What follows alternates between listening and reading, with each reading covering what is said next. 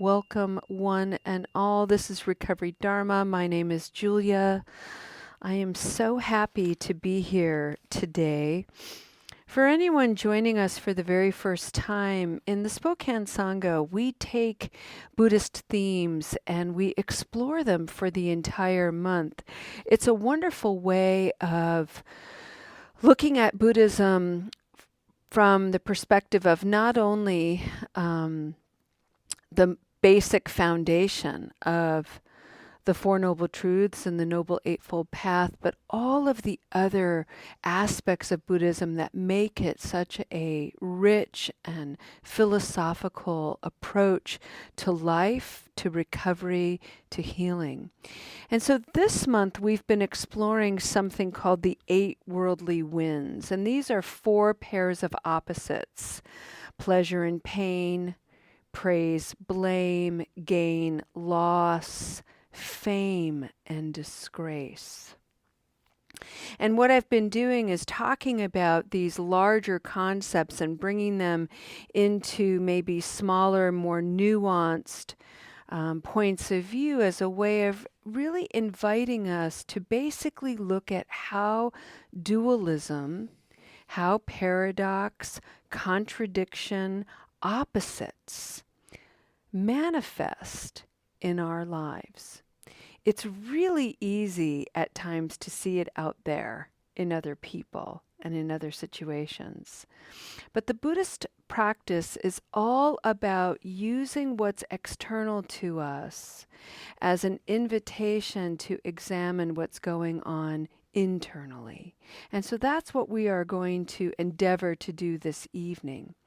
And the pair of opposites that I'd like to bring forward is very simple and very basic, inspired by John's meditation last night, as well as a Sangha member who wrote to me asking specifically to touch upon this pair of opposites. And that is being right or being wrong.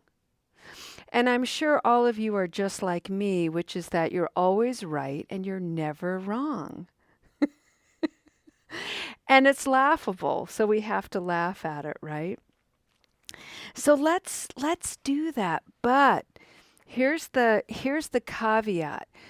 I really want to emphasize our practice today of looking at it from the perspective of yourself.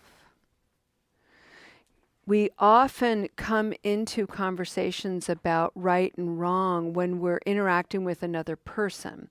They're right, I'm wrong. I'm right, they're wrong. And that's fine.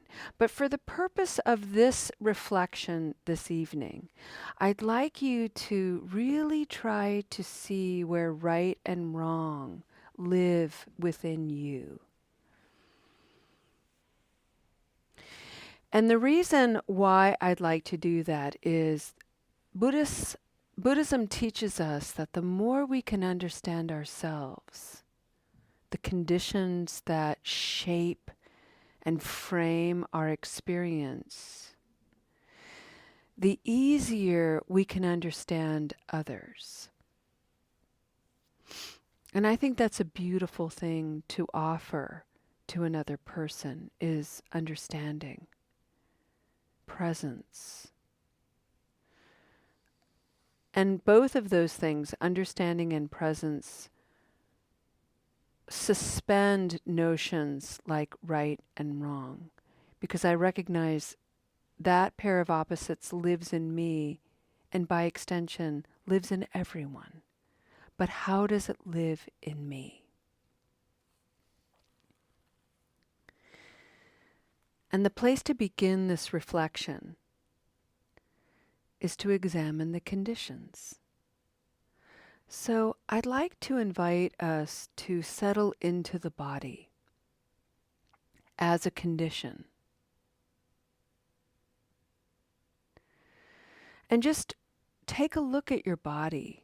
Close your eyes and bring your gaze inward. If it's not comfortable for you to close your eyes, please don't.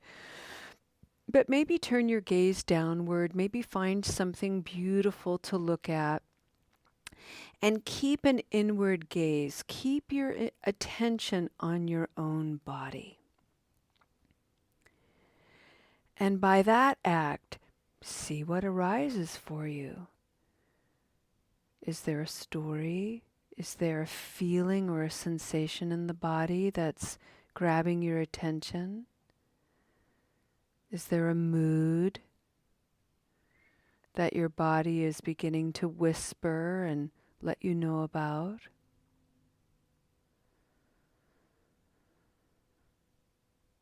And then allow your body the freedom and the kindness of breathing.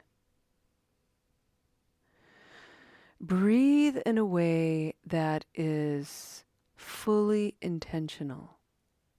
So with your best attention, your wisest concentration, allow an inhalation to fill the belly, fill your lungs, pause for a moment, and then observe the exhalation. Observe how the air is leaving your lungs, leaving your belly. Notice what's being engaged. See if for a cycle of breathing in and breathing out, you can concentrate fully on that breath. And if you can't, if that's not available to your practice today, invite that to be perfect. Invite that to be okay. Simply recognize my mind is active and agitated. And then see if you can simplify your practice by focusing only on an inhalation.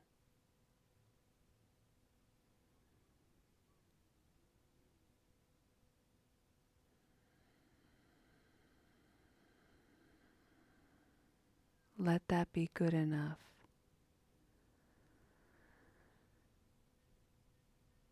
And the final option I want to offer is if anchoring in the breath is uncomfortable, not a source of relief or ease, then abandon that and allow your own wisdom, your own knowing to guide your attention and your concentration. So for just a few minutes, let's settle into this.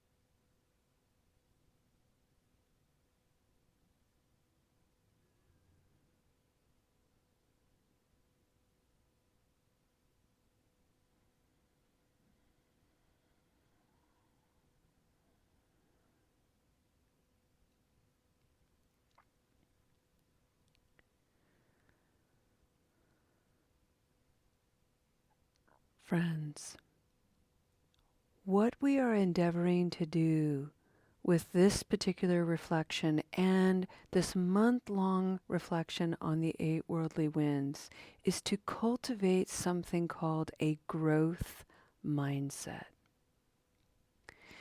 And a growth mindset is a mind that has started to open and soften, a mind that is curious, a mind that is courageous and asks questions, allows itself to wonder.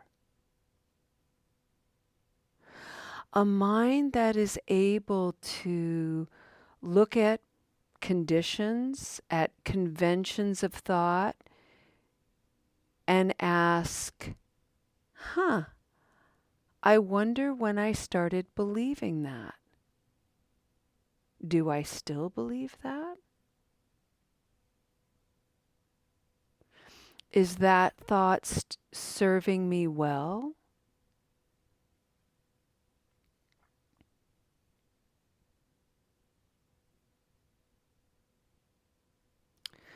When the mind is denied growth, it is a fixed mind. And a fixed mind struggles to be curious. I know it's this way because it just is. I've always believed it. I was taught that, and that's what I believe. End of story. We don't have to talk about it anymore. Julia, why do you gotta always be so deep all the time? It's just this. That's it. Okay. Wow. Would you look at that? Huh. I'm not going to get very far in that conversation. But that doesn't mean that that individual doesn't appreciate or wouldn't appreciate kindness, compassion. I don't have to get into a huff. I don't have to get into an argument. I don't have to get angry. Just okay. Clear as a bell. We don't have to go so deep. Moving on. And for me, when I encounter that in someone, I have a family member that says that to me regularly, then I just come back into my own practice. And this is when I begin the inquiry and the growth mindset of how do I hold pairs of opposites for myself? And the first thing I do is I begin to think about the conditions of my life in a very broad way. And I start thinking of very specific conditions. But again, I don't get into the details of it. So I think about the traumas that I've experienced in my life. I begin to kind of play with the word karma, cause and effect. What are some of the misdeeds that I have done in my life that have ripened and I've suffered a consequence and I've learned from that consequence, so I have healed that karmic seed. I just play with it. I just allow my mind to wander. I think about the legacy of my family, my parents, my grandparents, where they lived in the world, what they experienced based on what little I know of history. I think about in my own family and in my own self, those times in my life where I lived my days really unconscious, asleep to my precious life, ignorant. Just going with the motions, not really thinking about it, just going through the motions. I think about my unconsciousness in terms of engaging in habit energy that I know wasn't good for me. A craving came up and I'm like, probably not a good thing for me to do. And then I did it anyway. And then sure enough, feel like shit. Here we go again. I look at that. I look at those cycles and how they've arisen in my life. I think about the things that I've been afraid of. The things that make me anxious.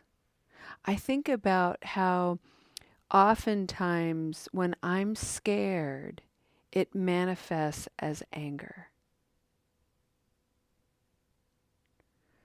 I get a shorter fuse. I bark. I look online. I go to social media. I have done this in the past. I've really started to rein that in. But I noticed one of my patterns when I was feeling fearful is I'd go on social media and I become a bit of a keyboard warrior. Absolutely right in my opinion of an assessment of things, of course. so full of myself, so unconscious on many levels.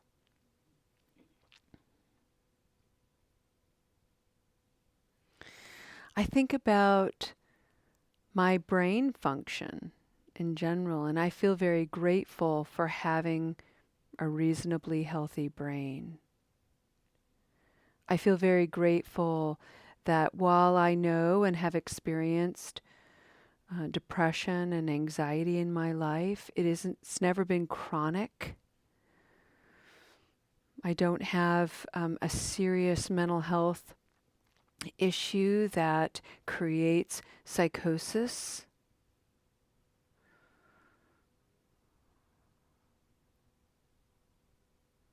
And then, of course, I think about habit energy in general.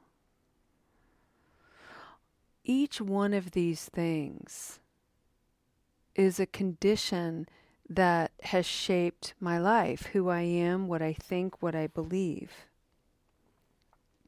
what I think is right and wrong, my view of the world. And there's a whole lot more, but those are just some examples to inspire your own wisdom. And I bring this forward because I'm not very unique. We're all so similar. So if not for a few conditions here and there, I could have a very different life. Born to different parents, born at a different time, born in a different part of the world.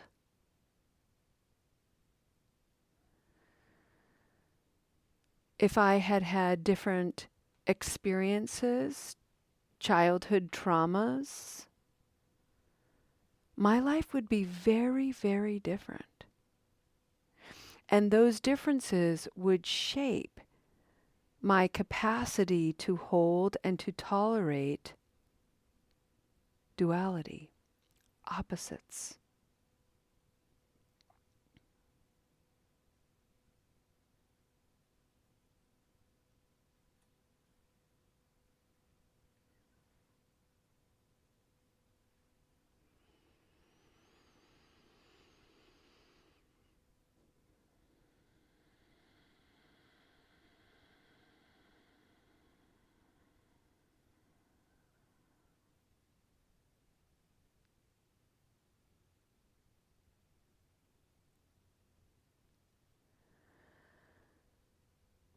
To move the mind, to shift the mind from its fixations,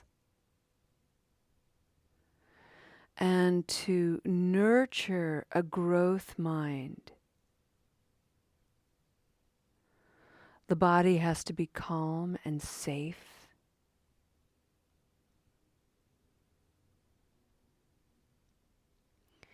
And the whole spirit of you has to begin to adopt curiosity, questioning,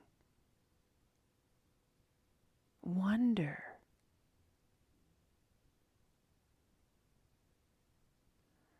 Curiosity and wonder are the most soothing and comforting friends to judgment.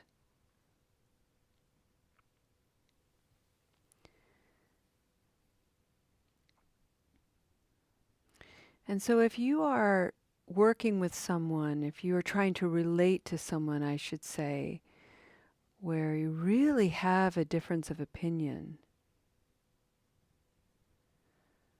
and that person is in a place of really right and wrong, good or bad, black and white thinking,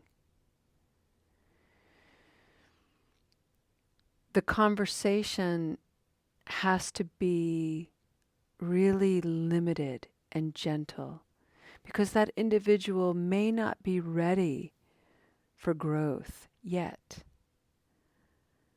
It takes time and care, nurturance, trust, safety.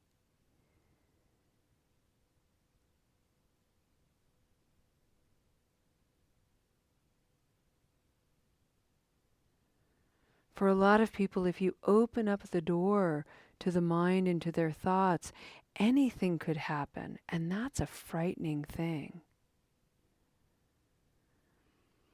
Especially if the conditions of that individual's life have been riddled with fear and trauma,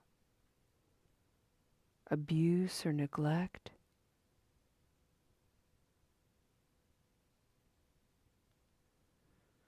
That person has a hard time fathoming. If you open the door to your mind and allow all the possibilities, and it could be a riot of joy. That just doesn't even register. So we have to remember that the conditions of a person's life govern their capacity to hold duality. Just like me, the conditions of my life determine my capacity to hold duality and to be open and curious about it. The beautiful thing about being able to meditate and to reflect on this is I can decide whether or not I want to carry the burdens of my past and overlay them in my present moment. Or I can use the present moment to observe the past and allow it to motivate me to do things differently, to heal.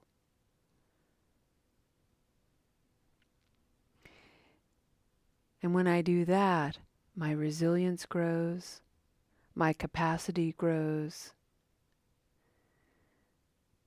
my understanding increases, my patience improves. And my ability to be present to opposition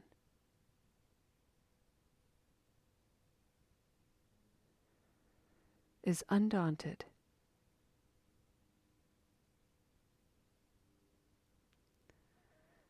But this is a practice, friends. And the only thing we need to do in this practice is to be gentle and breathe. So let's spend the last couple of minutes in silence enjoying this time.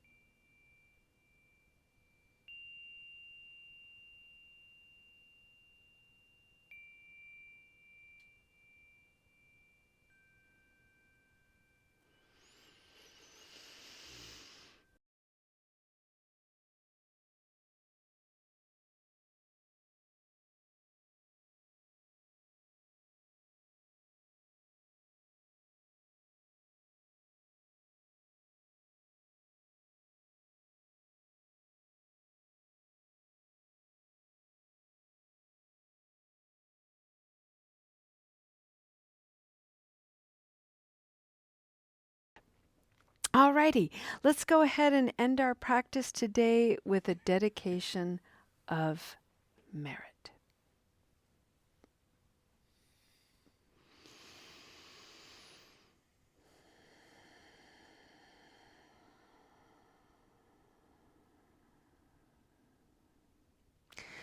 I'd like to bring into our awareness our wonderful facilitator, Marty, who has been ill. He's been facilitating Tuesday night meetings for years and years. He's just a long-term Soul Center community member, amazing. And so may the goodness that was generated here, ripple out and find him and wrap him up. And at the same time, while we're at it, let's include anyone who is experiencing any kind of discomfort, dis-ease. Let's also broaden that range and include anybody who is in jail or prison. And maybe there are individuals who are not in the judicial system, but they're in prisons of their own making. Today we heard a Sangha member talk about how isolation can be dangerous. And so for anybody who's out there who feels isolated, alone, lonely, at risk for any kind of unskillful habit, for anybody who is white-knuckling craving, for anybody who is really suffering under the weight of confusion,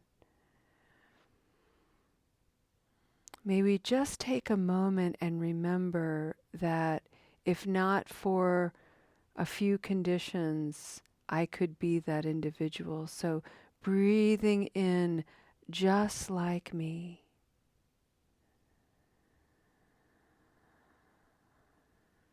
Breathing out. May all beings everywhere experience kindness, compassion, ease, and peace. Breathing in just like me. May all living beings on the exhalation find peace and be free. And that includes each of us. Thank you so much, friends. We'll see you next time. Namaste.